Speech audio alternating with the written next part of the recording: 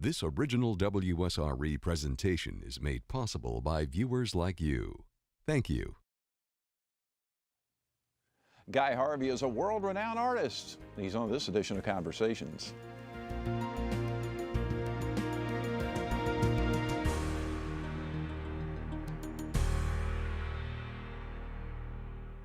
Guy Harvey's art is engulfed in action and splashed with vibrant color, yet pure and honest. He's part artist and part scientist. Long ago, Guy Harvey captured the attention of sportsmen, but these days his remarkable talent is being appreciated by a more diverse audience. From cruise ships and airport terminals to museum exhibitions, television, film, and retail, his marine wildlife art is taking the world on a deep-sea adventure. Harvey is also a celebrated conservationist. He is joined with Nova Southeastern University in Florida to form the Guy Harvey Research Institute. We're pleased to have Guy Harvey on this edition of Conversations. Thank you for joining us. Thank you for having me, Jeff. Great to be here. Nice to meet you. I've been seeing your shirts and your name for years, so it's great to finally meet you. Well, thank you for that. We're actually celebrating my 30th year of business this year, so it's quite a milestone we've got to. I started with my first art show in Jamaica in 1985. Wow. And then got into licensing later that year here in Florida, and never looked back. I changed my career from being a marine scientist to being a full-time artist, and then eventually went back into the science again through the Nova Southeastern University. So come full circle. It's absolutely phenomenal. Where did your interest in marine life begin? That all started with my parents, who, growing up in Jamaica, that's where we're from. We're 11th generation Jamaicans. Of British heritage. Right. Both Mum and Dad fished a great deal, and so from a very early age I was, taken by the sea. And of course, in those days we fished in a little tiny dugout canoe with an outboard engine, bamboo outriggers, but there were plentiful fish around, so easy access. And my interest in marine life generally and in the artistic side of it was really inspired by my mum from an early day, and she was a great naturalist too, and so everything around us on the farm that we grew up on, was of interest. The birds, the plants, the animals, stuff like that. So I was always dabbling in the art from as early as I can remember.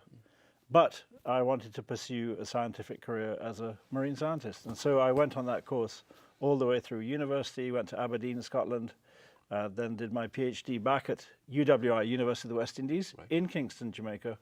And then was a professor there for 2 years before I got interested in the business side of art, and that was a whole new adventure.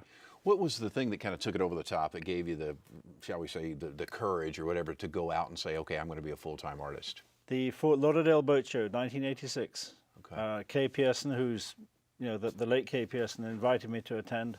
There were some other prominent people in the fishing business, Scott Boyd, Charlie Foreman.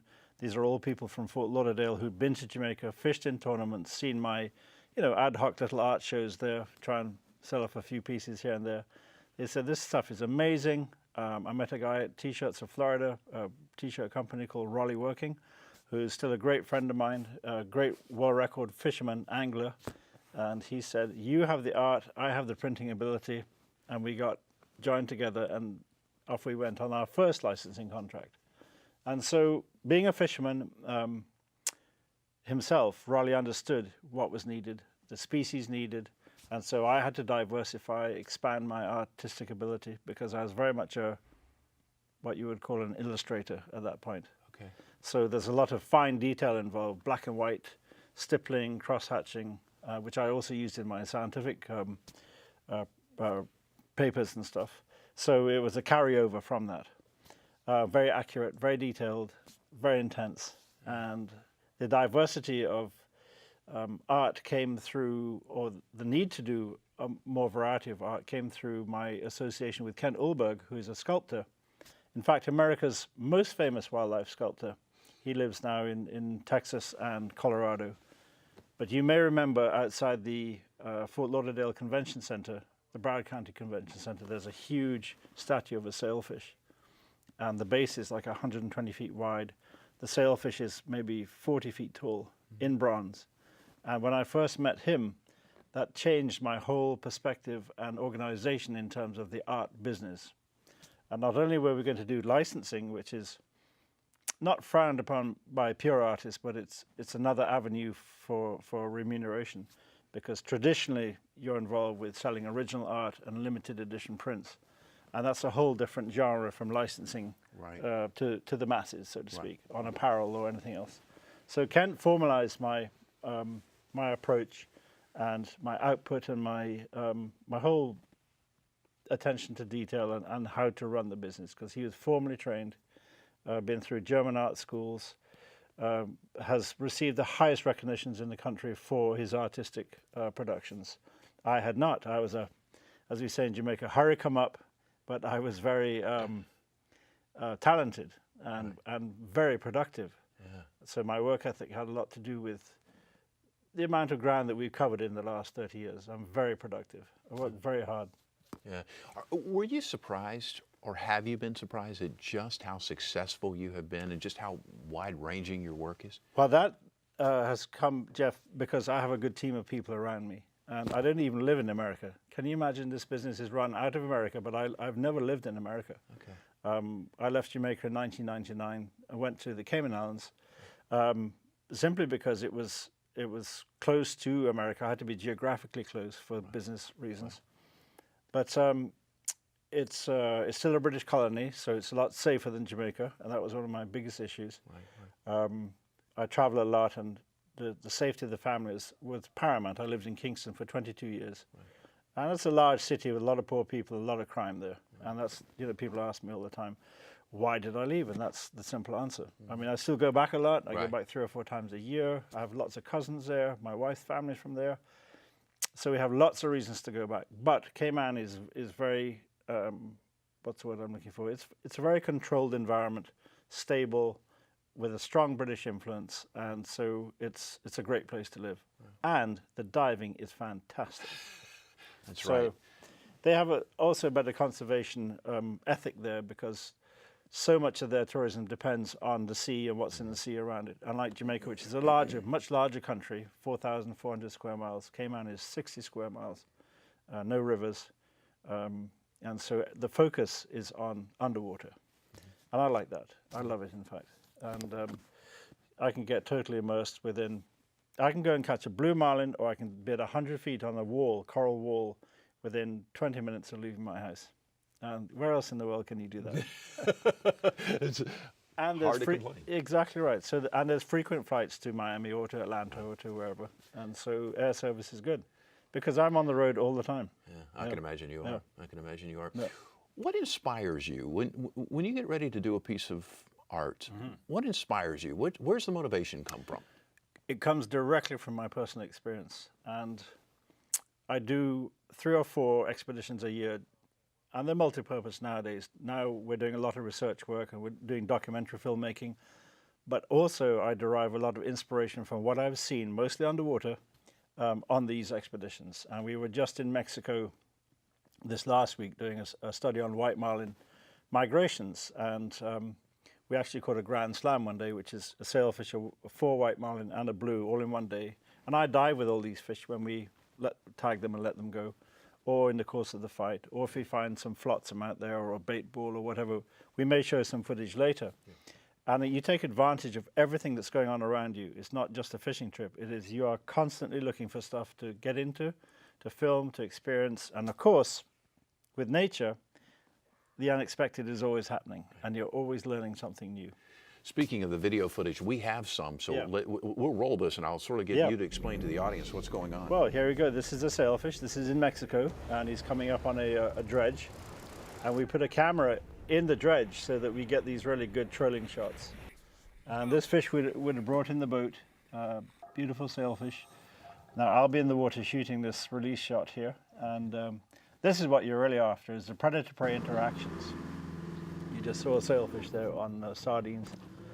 That's actually a black marlin from Panama, and there's a fish on the line there about to release it. That's about a 600-pound marlin. Wow. That's a blue marlin that we actually filmed in the Cayman Islands, and I always dive with the fish and follow them down, and it inspires the kind of painting that you're seeing there. Wow. Is that you there? Yep, this is in the Bahamas, diving with tiger sharks, which are a most magnificent creature, We've done a lot of research work on tiger sharks in the Bahamas, Bermuda, and we actually helped the Bahamian government in deciding to create a shark sanctuary for sharks in the Bahamas. These are all lemon sharks here, because of the popularity of shark interactions and what we call shark ecotourism, and the value of that tourism to the country's economy. So here's painting, there was painting a tiger shark. That's giving a presentation at the Bahamas National Trust. Here we are in Little Cayman with the Nassau Grouper Spawn, an annual event where the groupers all get together, full moon, in January, February to do their spawn. And it's another big conservation project in which I'm involved. Wow. You got quite a good selection of subject matter there to talk about. Wow. Yeah. So once you sort of get that in your mind and you go back to your art studio, how long does it take you to create that? If I've been really impressed, it will come out the next thing. It'll become top priority. But I do have a huge wish list of stuff that people send me. And of course, I have to keep licensees happy with new stuff. But luckily, I'll go back to the team part of it. I have two other fantastic graphic artists who work for me, who will take my work in whatever medium it's completed and tweak it for whatever purpose they want. So it could be something for a shirt like this, which is a collage of different billfish. Mm-hmm. It could be for a coffee mug. It could be for a Tervis tumbler. It could be a poster for a country and western concert in Panama City Beach. It could be. So they'll take, Todd and Alex, their names are, they'll take my art and tweak it, manipulate it, flip it around, do all kinds of magic things to it that I couldn't do 30 years ago. Okay. I had to do everything myself when we started. Yeah. What's your favorite medium to work with? I'm glad you asked that question. I love the pen and ink, the original style I used to use, the illustrative, fine detail. It's very time consuming nowadays, but I think watercolor is probably my favorite one to work in. And that took a long time for me to work it out because it's very spontaneous, but I'm like that. I work very fast. It became my best medium. But because many of the animals I paint, Jeff, are very large, mm-hmm. I like to paint them on a big canvas. And so oil or acrylics come into that. And I do a lot of photography too. It's very gratifying to capture something on film that you have a fleeting glimpse of a chance to do it, maybe a jump shot or an underwater shot, and then have it come out perfectly. So they're all related, and I try and use all of them at any one time. Now, we talked about in the first part of the show about you're a scientist to begin with, and that's what your educational background. Yeah. Did you ever do college classes in art, or No. you're just completely self-taught? Completely self-taught. Wow. And that's where the early days of fine pen and ink drawings gave me that knowledge, that command of anatomy and physiology, and the ecology of the animals. You also have to understand to put them in the right context. And so I'm all about authenticity, and it's a very important part of what I do is to maintain that authenticity while you're composing pictures. A lot of the other artists have copied, people who are in my business, so to speak, and my goodness, there's tons of them now who popped out of the woodwork. And you can ask the right question and find out if somebody is either working from pictures or your work or whatever, because often you can tell that they haven't done their research work, and they're relying on me to do their research work for them. Yeah. But they come and go. I've been here for a long time. Yes, you have. Yeah. Yes, you have. Of all the things you do, what's your favorite thing? Hold on one sec. The favorite thing I have to do right now is going fishing with my kids. Both Jessica and Alex, they're big now. Jessica's 25 and Alex is 22. He's actually winding up his exams right now in Cardiff University for business. But I love to go fishing with them because they're very competent anglers. They both dive a lot. They caught many world records in their times. And to spend a day or a week out fishing with them, or diving in the Galapagos, or fishing in Panama, or Hawaii, somewhere exotic, they do such a good job. I feel very proud of them. And they really enjoy it too. My daughter works now for the Department of Environment in Cayman as a naturalist, as a terrestrial biologist. Okay. So she's into things natural like me. Do you draw or paint every day? Every single day. Well, I'm at home. I'm on the road for the next 3 days, so I won't do much painting. But Would you not be on an airplane with a sketchbook or something? I or? wish. No. No, there's a damn thing called an iPhone that I hate that accompanies me on these travels, and you get a chance to catch up with administrative work. It is the one thing that's cut down my productivity over the years, and that goes with the success, is the amount of administrative work that I have to do. In spite of having a great team of people, you can't get away from it. So I lose a good 2 hours a day just doing emails. And I never had to do that. You know? My days would be 10 hours of painting a day every single day. Wow. Yeah. So I built up this huge library of artwork. And you know, I go to some of these licensees, the apparel people in particular, and they say, well, they want new stuff. So how could you possibly want a new blue marlin? I've done a marlin in 150 different positions, stages of jumping underwater, left side, right side, coming at you, you know? Speaking of that, we've got some great pictures, pictures of your work here. Okay. Speaking of the marlins, Yeah, I'm going sure. to put up and I'll get you to talk a little bit about that. Just it'd be kind of fun to get your perspective on it and how it came about. And they'll get that up in just a second here. Do your son and daughter have interest in art? Do they? They do. In fact, my son, that's a swordfish right there. And I've dived with them, a most unpredictable animal, probably the most dangerous animal I've ever spent time with underwater. They have a fearsome reputation, and they use that sword. How long does it take you to do something like that? That would be quick. That'd be a couple of days, because it's very simple. That's 40 by 30 inches acrylic on canvas. And the more detail you get in there with bait fish or coral and stuff, it takes a lot of time. The repetitious nature of doing schools of fish can be very tedious too, by the way. Sure. But are we going to have some more? Yeah, I believe we're going to have a couple more coming up. All right. Well, there you go. You see, this is the same size painting, a green turtle with Atlantic spadefish. But that would have taken me nearly 2 weeks to do. All those faces and little fins and stuff. Lots of detail. Yeah. Nice contrast. It's made a great print. Turtles have done very well in terms of the overall acceptance by the consumer. I believe we've got a couple more there. Yeah. Okay. Well, there you are. Stingrays. Yep. That's at the famous Stingray City in Grand Cayman, where. Sorry, let me start that Go again. ahead and grab some water there. Beautiful picture. Let me start that again.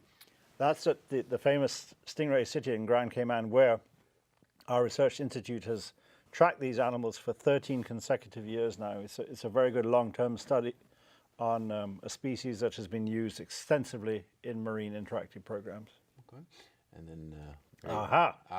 The villain. The villain. Yeah, that is the red lionfish, and an invasive species that's come from the Western Pacific into South Florida, southern USA, the Caribbean now, through the aquarium trade. And through the 80s and 90s, they were brought in because they're very pretty to look at, as you can see, but they are very voracious predators, and they will clean out your fish tank. They have a big mouth, a large appetite, and they'll eat everything and grow very fast, so people would pitch them. So once you pitch your fish into a canal or the sea or flush it down the toilet, wherever, it's a bit like Finding Nemo, that movie. Okay. Anyway, they proliferated, and nobody understood their potential for rapid reproductive growth. And so they reached a threshold, and their numbers started to absolutely explode off the coast of Florida, the Bahamas. The current carried them up the coast of the Carolinas. That was where the first, populations were seen. And they have spread by larval drift, that is the early life stages of the fish, either as an egg or a larvae. They're distributed by currents. They take a hold in a coral reef situation, or even a subtropical situation, and they feed primarily on small crustacea to start with, but then they switch to fish. They're going to be consuming all the juvenile fish that otherwise don't recognize them as a predator, and none of the predators, the medium reef predators, recognize them as a food item. So there were no controls, naturally. So this population had very rapid reproduction, no controls, it went kaboom. Wow. And in 5 years, it has taken over the entire Western Atlantic Ocean, shallow water areas, from Brazil to, say, Virginia, and west into the Gulf of Mexico. So every country has this problem now, and they're all trying to deal with the same issue. There's no easy passive way of fishing for them using traps or hook and line. And so it's been up to divers really to cull them. But the good side of it, Jeff, is that they're very good to eat. A lot of people think, wow, a venomous fish can't be good to eat, but they are very good to eat. There's not much of a fillet coming off of it, so it's kind of labor intensive, and the sort of result of conversion of fillet from the fish is not good. It's like 35%, whereas on a tuna you might get 60 or 70%, for example. But they taste great. They taste a bit like a hogfish. And if you can be bothered to catch them, clean them with care, and cook them, they make a delicious meal.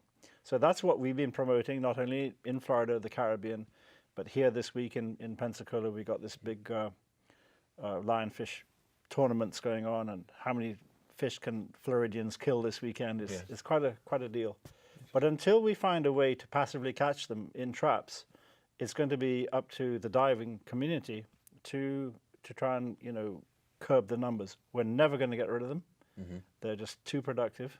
And but if a famous chef can come up with some fantastic recipes and get the wider mainstream people to appreciate this fish, I think it'll catch on, and we can make a serious dent in the population. Very interesting. Yeah. You like sharks too. I love sharks.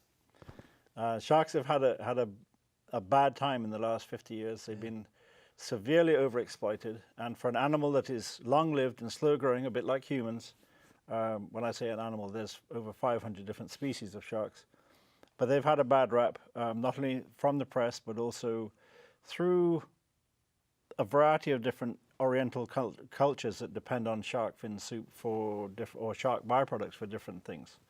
And so if you fish a resource too hard and they can't compensate for that extraction, they can't reproduce fast enough, their populations will decline. And this has happened all over the world. And so many of the big oceanic sharks are now very, very endangered. The International Union for the Conservation of Nature classifies and lists different species as how bad the situation is. And many sharks are what we call, you know, severely endangered or just close to extinction. And until, you know, we reverse this terrible trend of fishing and wastefulness, which is the shark finning business, we may lose many different species. And so this is not only bad for you know, the environment, for the entire marine habitat, because sharks play a most important role.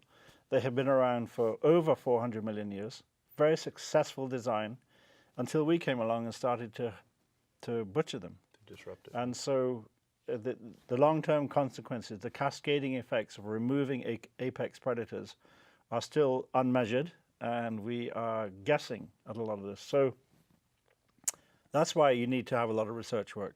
And that's why the GHRI spends a lot of time researching different species, and the results have been fascinating. We're learning so much about their natural history, especially the ones that undertake huge migrations annually. And we have tracked some tiger sharks for over 30,000 miles in 3 years, makos for 10,000 miles in a year, oceanic whitetips we're working on now. So we're revealing a lot about their international nature and how we, as managers of this common resource, need to be more responsible and approach it from a regional perspective and not a country-by-country perspective, and all get onto the same way of thinking about how to manage these resources. Speaking of conservation, you're doing a lot with, I mentioned Nova Southeastern University, but that's been renamed? Or that research center's been renamed? The Oceanographic Center has been. It's a brand new building in Port Everglades, right as the cruise ships go out there. Okay. It's a beautiful facility. It's now called the Harvey Oceanographic Center, part of Nova Southeastern University. So I'm very honored to have that named after me. And what sort of things are going on there? We do a lot of research work on sharks there, billfish, and there's also the National Coral Reef Research Institute is based there too. Okay. But the GHRI is on the 4th floor. It's a magnificent building, and we just had the grand opening ceremony about a month ago. Okay. But tied to that, of course, is my commitment to them for at least another 10 years to provide scholarship money for undergraduates and postgraduates. And so I'm involved with the research and the educational processes from the generation of data side and the production of student side. So it's very gratifying. Speaking of young people, I wanted to come back to, you said your son is interested in doing art? Or is an They artist? both are. Both Alex and Jessica are accomplished artists. In fact, my son started out doing architecture at university, but he found it too boring, too much physics, and so he's gone into business. But he has a very good inherent eye and for detail, and he can do it. Oh yeah. Yeah. But he's bigger into rugby now, rugby and girls and stuff like that. So he plays rugby. Yeah. What can just the ordinary person do to help make our oceans and gulfs and bodies of water better? The first thing is to learn more about the creatures that live therein. You know, a lot of people come to the beach here and they come fishing on this part of the Gulf Coast and on the Atlantic side too. They travel great distances and they often, you know, have no idea. They go swimming or surfing, or they have no idea what else lives there. And so it's incumbent on everybody, I think, to be more aware about the different kinds of animals that make up the marine ecosystems. Because that surface is like a psychological barrier. You look at the calm surface of the water and you don't think, well, there's a whole other world down there. Right. That we have absolutely no idea how they live, how they reproduce, how long they live, blah, blah, blah. And so there's a lot of that educational part that I think people will benefit from. In fact, I'm on a mission now to produce a whole bunch of short 2-minute videos for schools in English and Spanish throughout the Caribbean to help them better understand the variety of marine life that we have, and also how better to care for it. And secondly, you know, when you do go and fish or boat, you just be responsible. You know, don't trash, you don't, you know, spill fuel, you don't leave fishing line.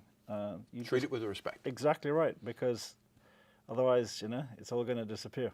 What a pleasure visiting with you. Well, thank you very much, Jeff. Thank you Great. so very much. Good. You can keep up with Guy at guyharvey.com. And of course, you can see more of our conversations online at wsre.org/conversations and on YouTube and Facebook. I'm Jeff Weeks. Thank you so very much for watching. I hope you enjoyed the broadcast. Take great care of yourself, and we'll see you soon.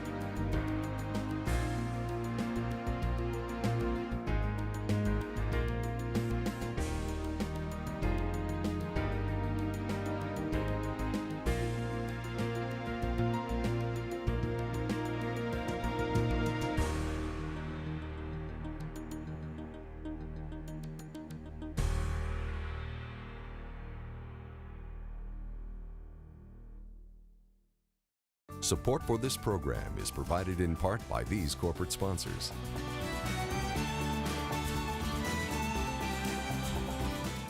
And by viewers like you.